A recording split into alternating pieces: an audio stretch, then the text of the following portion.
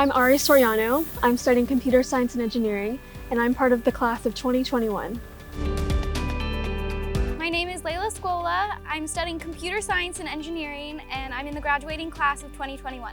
C++ is a coding program for middle schoolers, and we offer beginner lessons, and we always bring in an industry speaker to teach them how to code and problem solve specifically in the realm of computer science and engineering. So the program is split up into 2 sessions. The first session is level 1, and we go over Scratch and Python. And then the second session, which is level 2, goes over Python and more advanced concepts. C++ started 4 years ago at Berkeley. There was an individual who started it over on their campus.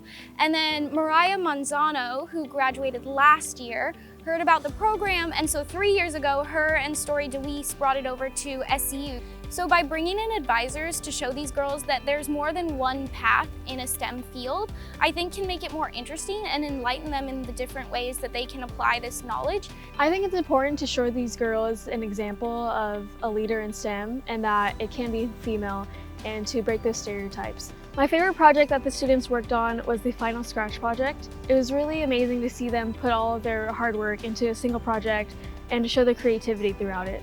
Going through this version of what they think is correct and their own logic to reach the end result is kind of how we show these girls, or how they show themselves and build that confidence that if they try something and they kind of know what's supposed to happen, they're probably right. So we intended for this program to continue building and just to continue the cycle of closing that gender gap and providing accessibility to these students. I hope that they understand that they've earned the responsibility that they deserve, and that they should take that confidence and responsibility and take it into other aspects of their life and apply it to other things, because they are young adults and they should be able to execute things the way they think is right.